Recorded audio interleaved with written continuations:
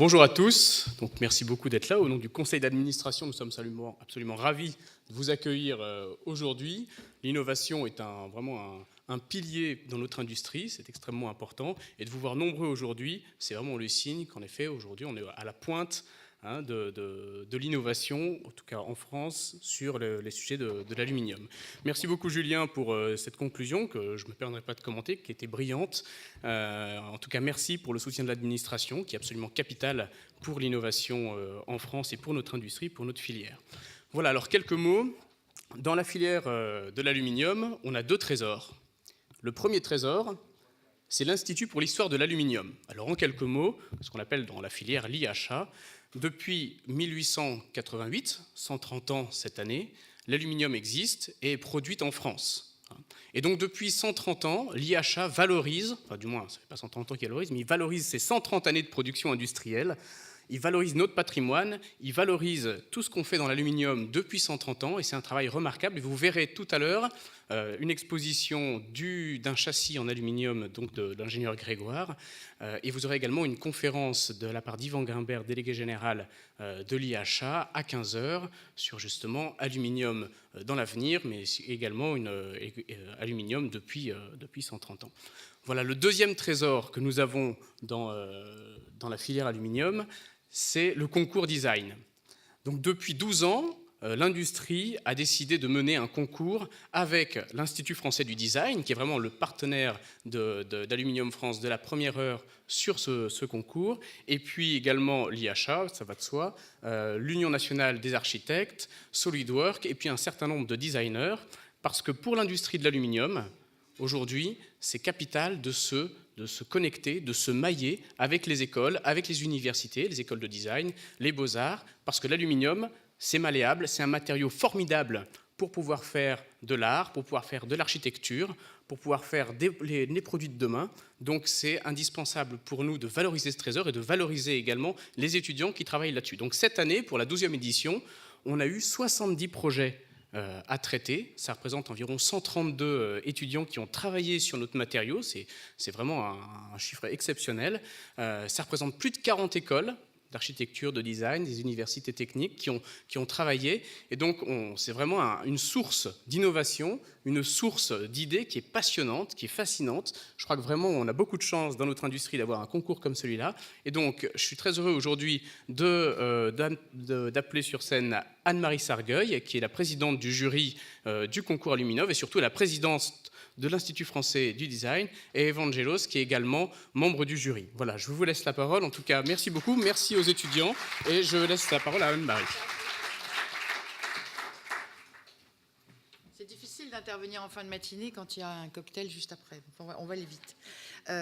Ce qui est important pour nous, c'est que, d'abord parce que c'est un concours dans la durée, donc ça c'est vraiment formidable, parce qu'on voit le progrès, et puis je pense que la volonté que vous avez tous, enfin une volonté de filière, c'est de préparer, de sensibiliser et de transmettre les futurs concepteurs. Alors c'est un concours qui est ouvert, comme Cyril l'a dit, à la fois aux architectes et aux designers. C'est la raison pour laquelle Evangelo est à la fois architecte des PLG et designer, donc c'est lui qui nous donne le point de vue important. Il y a d'ailleurs aussi un autre architecte parmi nous. Et en fait, nous, ce qu'on cherche, c'est à voir comment les jeunes s'approprient à la fois une problématique qui est celle de répondre à la vie du futur, au scénario de vie du futur, et d'essayer d'intégrer le mieux possible les spécificités de façon originale, innovante, de ce matériau. Alors, évidemment, je vais tout de suite donner les résultats. C'est un concours qui est doté, puisqu'il y a une somme globale de 5 000 € qui a été répartie on a cherché à faire quelque chose de très juste, et on l'a réparti avec beaucoup d'équité auprès des différents candidats. Alors, il y a un prix de la prospective qui a été décerné à... Attendez, non, je dis pas d'abord le nom de l'étudiant. L'étudiant qui s'appelle Tanguy Delaunay-Belleville, qui est de l'École supérieure des arts appliqués de Bourgogne, et son projet s'appelle Smart Twin. Smart Twin, est-ce que c'est un projet qu'on va projeter en même temps? Gaëtan, bravo. Donc voilà, Tanguy Delaunay-Belleville, de l'École supérieure des arts appliqués de Bourgogne, et qui a proposé cette glissière de sécurité. Voilà. Attends, bravo, bravo. C'est toi qui lui remets l'enveloppe. Félicitations. Un mot? Je suis ravi d'être là ici aujourd'hui. C'est une fierté pour moi de représenter mon école avec mon projet, parce que bon, on est une petite école de Bourgogne, on n'est pas très reconnu. Ah, ça y est. Et du coup, ça. Je suis un peu stressé, excusez-moi. Si ça peut me permettre de les pousser un petit peu en avant, ça me ferait plaisir. C'est bien de penser collectif et de penser école. Oui, on apprécie beaucoup. Oui. Ça veut dire qu'il y a d'autres étudiants que vous dans la classe qui ont Oui, participé aussi. effectivement, grâce à nos profs, ici, Monsieur Rimbaud, qui me soutient, on a travaillé... Vous avez raison, Monsieur Rimbaud. Vous voyez le résultat. Il vous a emmené au MEDEF. C'est toute la classe qui a travaillé sur ce concours. Et c'est vous qui êtes le meilleur. Je dirais pas ça, mais c'est moi qui ai le plus de chance en tout cas. Bravo. C'est bien, il est modeste, c'est bien. Ça vous dirait d'aller faire un jour un stage dans une entreprise d'aluminium? Je fais un appel. Oui, je suis ouvert à toute proposition, voilà. Franchement. Il faut poursuivre le chemin. Oui, vous avez raison. Oui. Bravo. Merci beaucoup. Et bravo à l'école. Et c'est une très bonne idée quand l'école peut accompagner les étudiants parce que la productivité créative est beaucoup plus riche. Oui. N'est-ce pas, monsieur l'architecte? Toi aussi, tu as besoin d'engager des étudiants qui sont formés à l'industrie. Un peu moins, mais oui, pourquoi pas. Ça peut arriver. Bon, bravo. Il a eu la photo... Ah, c'est bien ça. Alors, on a été très créatifs parce qu'on leur a donné des noms à ces prix. Le prochain prix, c'est celui de la mobilité. Et il est accordé à un projet qui s'appelle Urbo Bike. Et nous allons récompenser Vianney... J'aurais dû prendre des Vianney. Pardon. Vianney, aide-moi, Chardon, François Baudrier. Mais ils sont très nombreux. Il y en a encore une. Aline Jarnot. Et ils viennent tous de l'école supérieure des métiers d'art, dite aussi Olivier de Serres. Ensama Olivier de Serres.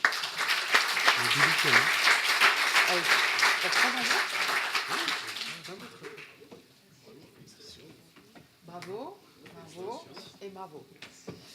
C'est vrai qu'il arrive assez souvent dans les concours, dans les écoles de design, de travailler en équipe. Et ça montre aussi que ce métier n'est pas un métier isolé. Ce n'est pas un métier où on a uniquement une patte et du style, mais où on est capable de gérer des problématiques communes. Et c'est déjà ce qui préfigure la vie en entreprise. Voilà, vous avez 2 mots à dire sur votre... Approchez-vous du micro. Si vous avez 2 mots à dire sur... Oui, bonjour à tous. On est évidemment très, très fiers et très flattés d'avoir été sélectionnés. Et du coup, il y a peut-être que Aline pourra vous expliquer en 2 mots le projet. Non pas que je ne l'ai pas compris, mais juste Alors, Aline. Par souci d'équité de parole. Alors, Aline. Alors nous, on a voulu envisager l'aluminium comme un atout écologique pour la ville de demain, parce que beaucoup de villes en France et en Europe essayent de réduire la pollution et améliorer le cadre de vie, donc en limitant par exemple la présence des automobiles dans les centres-villes. C'est aussi le cas de la ville de Paris pour un futur très proche. Donc on a voulu réfléchir à une alternative à l'automobile pour notamment le transport de charges et la petite mobilité. Donc il y a une modularité? Oui, voilà. Il y a 3 parties en fait, 3 modules différents. Un pour le service public, on va dire, avec les poubelles. Un autre pour un usage domestique à travers les cabas, qui vient s'intégrer aussi bien dans un supermarché, dans son appartement ou dans la ville et sur les routes. Et enfin, un pour les services à la personne à travers une caisse à outils pour les infirmiers, les artisans à domicile. Et du coup, oui, ça s'adapte vraiment à différents usages. Voilà. Merci beaucoup, félicitations. Merci. Non, mais Et puis si certains d'entre vous dans la salle sont intéressés pour se développer ce projet et ont les capacités en entreprise pour le faire, on est forcément Voilà. nécessairement intéressés. Moi, je trouve Voilà. formidable d'avoir une dimension entrepreneur en étant designer, encore une fois. Bravo.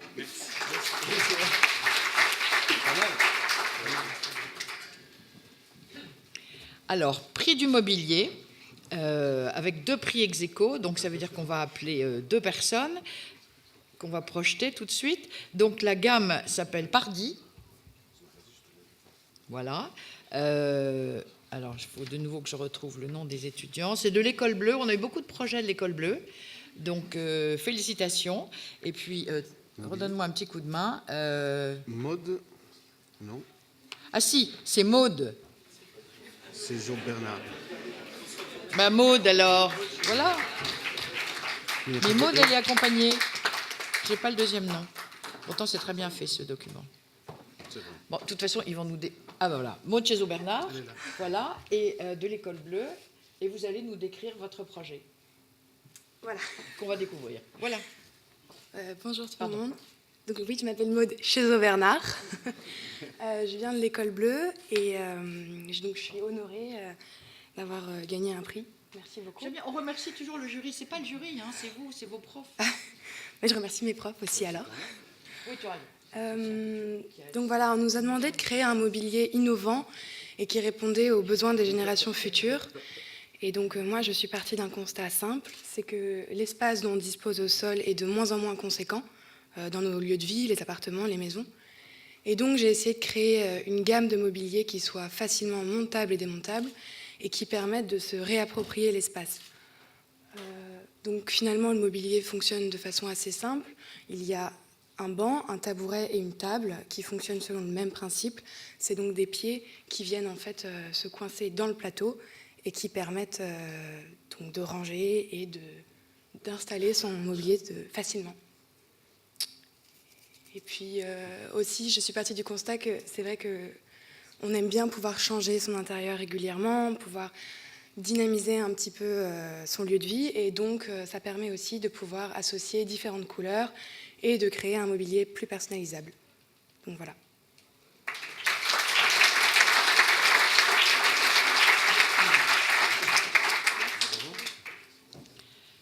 Alors, il y a encore un prix. Il y a 2 absents. Hein. Si jamais ils n'ont pas été appelés, ils pourront se manifester parce qu'on a prévu une petite enveloppe aussi pour eux. Donc, le prochain prix, alors aide-moi parce que je ne sais pas pourquoi je n'ai pas pris mes lunettes. Oui, c'est le prix de SolidWorks, qui est un prix qui est décerné chaque année par, évidemment, SolidWorks et le projet s'appelle Allume. Et l'étudiant Lisa Monsigny. Lisa qui est de l'école de design de Nantes Atlantique. Très bonne école de design. Elle n'est pas là. Elle n'est pas là. Alors on lui enverra. Elle a dû être bloquée par la SNCF. C'est pas de sa faute. D'accord, je me suis trompé dans les enveloppes. Alors, quel est le prochain qui nous manque? Gaëtan, aide-nous. On n'est pas très disciplinés, hein? C'est pas bien ça. Ah ben voilà. Alors j'en profite pour dire que nous aussi, l'Institut français du design, on vous offre une récompense qui est l'accueil dans le monde professionnel. Nous décernons depuis 1951 un label qui s'appelle le label Janus, qui s'appelait Beauté France à l'origine, et qui consiste à réunir 10 fois par an des entreprises industrielles et commerciales avec les designers pour qu'elles présentent leur démarche devant un jury. Et ce jury, qui est composé de professionnels pluridisciplinaires, est une occasion de rencontre pour vous. Donc on gardera des contacts pour vous inviter au cours de ces sessions de jury. Et d'ailleurs, nous avons aujourd'hui un membre du jury permanent qui s'appelle Rémi Boone et qui a gagné le concours à votre place il y a quelques années, qui est architecte. Ah ben voilà.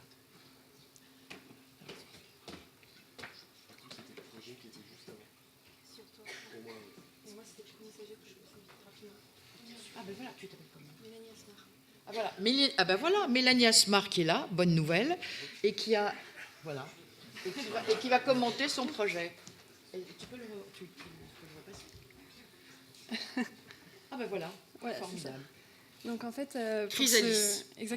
pour ce projet du concours aluminium, j'ai décidé de travailler la mousse d'aluminium En fait, c'est un matériau que je connaissais pas du tout. Enfin, je connaissais l'aluminium, mais pas du tout sous cette forme-là. Et du coup, j'ai décidé de m'y intéresser et d'utiliser en fait ses propriétés légères et inoxydables pour créer un mobilier, une gamme d'assises pour extérieur.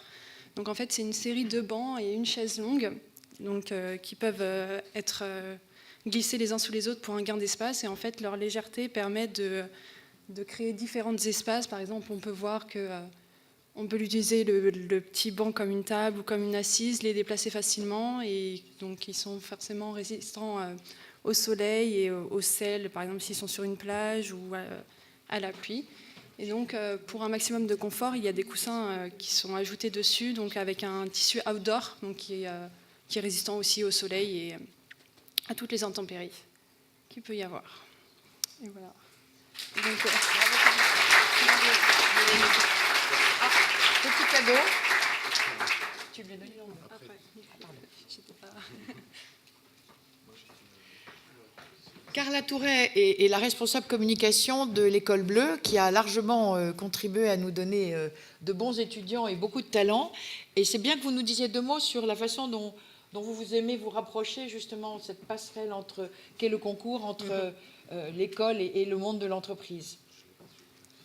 Oui, tout d'abord, je voudrais excuser Jean-Marie Lemel, qui est directeur fondateur de l'École Bleue, qui ne peut pas être parmi vous. Il s'en excuse. On est en fin d'année et il est retenu par les jurys et les conseils de classe de l'École Bleue. Depuis près de 25 ans, l'École Bleue forme ses étudiants au métier du design global. Donc c'est à la fois l'architecture d'intérieur, le design de produits et la communication visuelle. Et depuis près de 25 ans, le meilleur atout pour l'école et ses étudiants pour mettre en pratique ce qui est enseigné par nos professeurs, qui sont tous des professionnels de la profession qu'ils enseignent, c'est de mettre les étudiants face à des cas vraiment concrets et pratiques. Et donc c'est ce qu'ils ont fait aujourd'hui avec le concours Aluminov. Et je suis extrêmement fière, tout comme tous les professeurs et la direction, de voir autant de nos petits bleus récompensés lors de ce concours.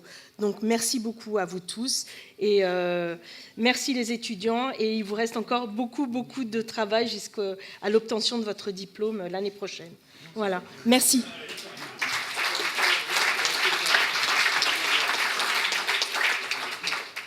On a beaucoup d'écoles de design en France de qualité, et elles sont reconnues à l'étranger. Et c'est pas étonnant qu'elles participent à ce concours. Alors on a un prix ex-aequo aussi, que le jury a cherché à décerner, Adrien Monginot, avec le projet DC3. C'est parfait pour la parité. On n'a pas fait exprès, mais... Voilà, bravo. Merci beaucoup. Bonjour à tous. Je suis très fier d'avoir gagné ce prix, en ex-aequo avec Monchezo Bernard pour le prix mobilier. Donc pour ce concours, j'ai réalisé une étagère. J'ai dessiné une étagère qui peut être réalisée par extrusion de l'aluminium. Elle est composée en 2 parties. Une première qui est vissable au mur et qui sert de pivot pour la seconde partie qui vient soutenir vos objets. J'ai été très séduit par les propriétés de ductilité, inoxabilité et légèreté du matériau, qui m'offrait la possibilité justement de créer un objet qui était 100% recyclable, à découper au mètre et par refonte en fait justement de l'objet. Voilà, je crois avoir. Je me tiens à votre disposition à la fin avec un petit booklet qui, si ça vous, enfin, pour vous expliquer de ma façon plus approfondie mon objet. Merci beaucoup.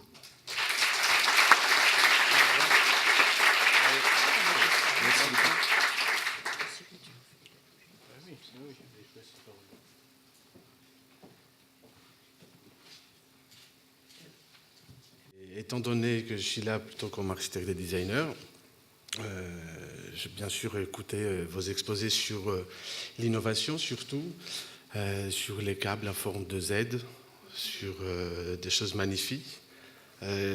J'imagine que les enjeux économiques ne sont pas les mêmes concernant vos domaines, l'industrie et nos domaines. Mais quand même, je tiens à dire que l'aluminium est un matériau magnifique parce qu'il est très beau. Donc, il y a tout le côté innovation, mais il y a aussi le côté, tout simplement, légèreté, le côté esthétique, le côté finition de ce matériau qu'on aime beaucoup et qu'on aimerait travailler davantage, d'ailleurs. Voilà.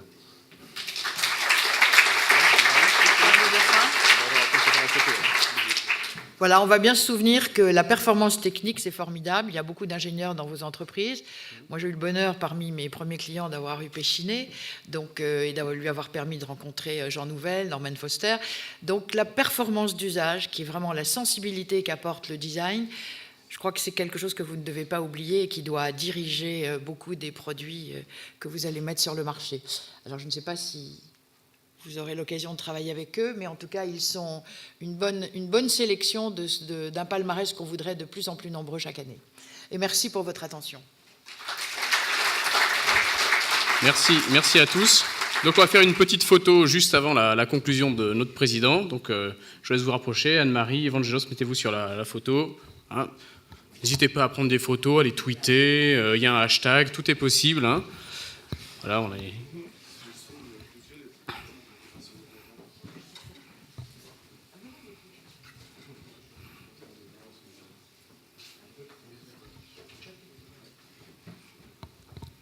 Voilà, on peut encore les applaudir. C'est un gros travail qui a été réalisé.